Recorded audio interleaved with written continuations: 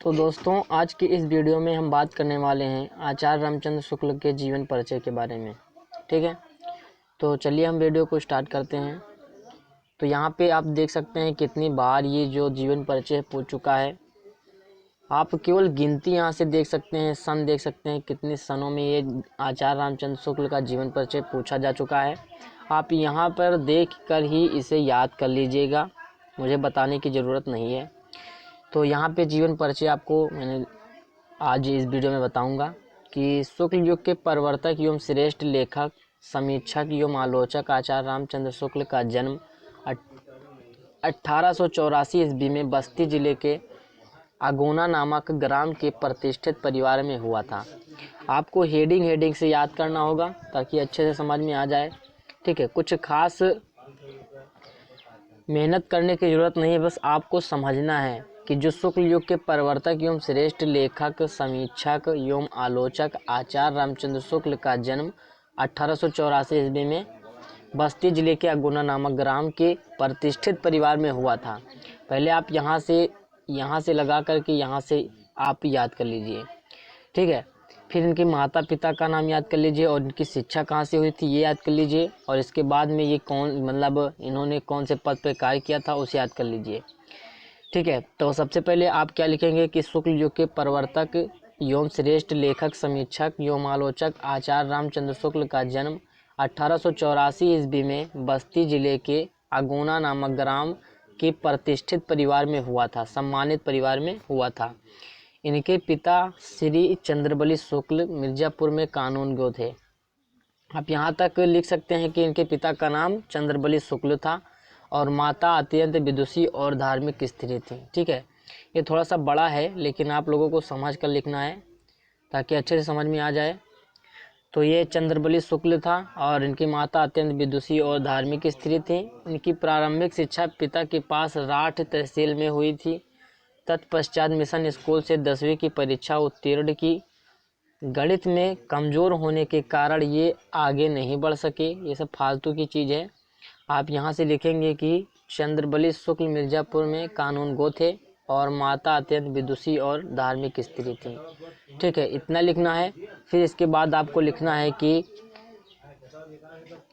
इन्होंने mission school से 10वीं की परीक्षा उत्तीर्ण की थी। आपको इतना भी लिखना है। ठीक है, यहाँ से आपको ये जितना ब्लैक दिख रहा है, मतलब नीले पेन से मैंने पहले ही मुझसे कर दिया है, आपको उतना ही लिखना है, बाकी फालतू की बातें नहीं लिखना है। ठीक है, तो ये इन्होंने मिशन स्कूल से 10वीं की परीक्षा उत्तीर्ण की थी।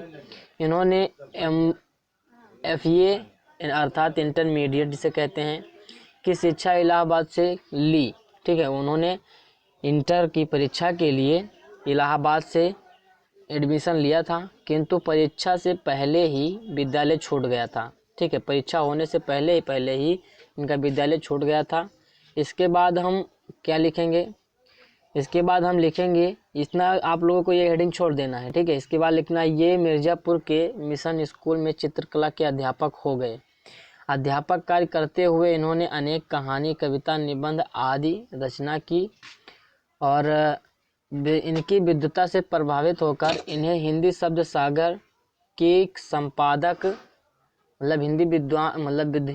इनकी विद्वता से प्रभावित होकर इन्हें हिंदी शब्द सागर के संपादन कार्य में सहयोग देने के लिए बाबू श्याम सुंदर, ठीक है, जो बाबू श्याम सुंदर दास जी थे उन्होंने, तो बाबू श्याम सुंदर दास जी द्वारा काशी नागरी प्रचारणी सभा में सम्मान बुलवाया गया था।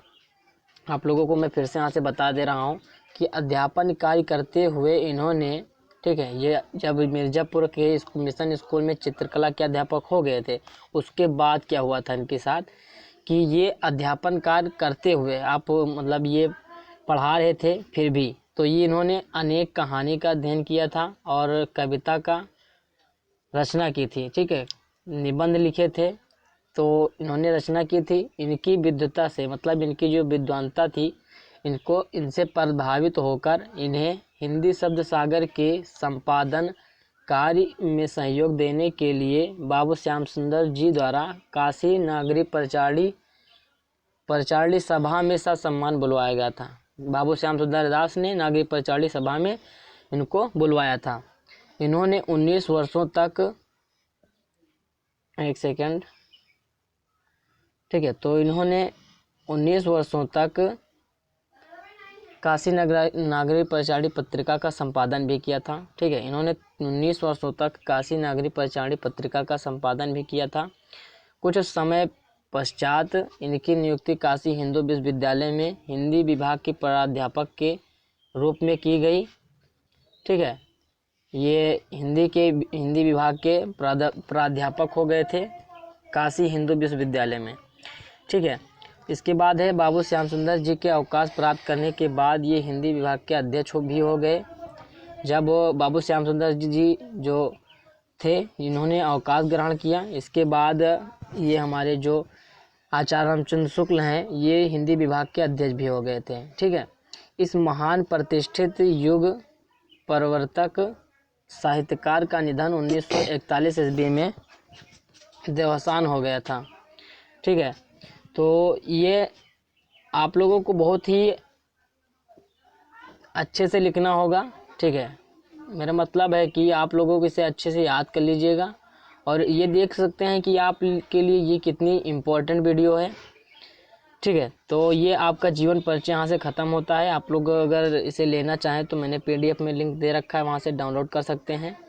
इसके बाद जो इनकी प्रमुख रचनाएं हैं, ठीक है, इनकी कविताएं या रचनाएं या कृतियाएँ हैं, तो इन्हें मैं आप लोगों को बताऊंगा। इसके बाद उनके जो साहित्य में स्थान है उसको भी बताऊंगा। आप लोगों को जो पेपर में लिखने को आता है, आज हम इस वीडियो में सारे डिटेल के बारे में बात करेंगे। तो चलिए हम देख लेते हैं। तो इनकी जो प्रमुख रचनाएं हैं, ये है निबंध। जो पहला इन्होंने रचना किया था, निबंध का रचना किया था। तो निबंध में हमारा जो आता है, ये चिंतामणि एक रचना है और ये विचार वीथी है। ठीक है, इन्होंने चिंतामणि और विचार वीथी, अर्थात ये दोनों क्या है, तो ये है निबंध। क्या है? निबंध है।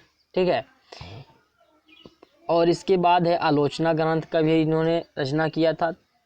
आलोचना में आ जाता है रस मीमांसा, त्रिवेणी, सूरदास। ठीक है, इतिहास ग्रंथ है हिंदी साहित्य का इतिहास। ये बहुत ही बार क्वेश्चन पूछा गया है।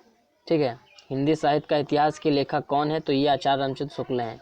और संपादित ग्रंथ है जायसी ग्रंथावली, तुलसी ग्रंथावली, भरमर गीतसार, हिंदी शब्द सागर, काशी नागरी परिचारी पत्रिका। ठीक है, तो ये संपादित ग्रंथ है इनके। और ये कहानी है कुछ 11 वर्ष का समय, ये भी बहुत ही महत्वपूर्ण है।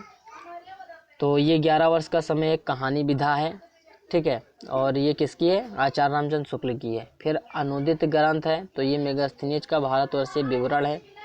और आदर्श जीवन है, कल्याण का आनंद है, विश्व प्रबंध है।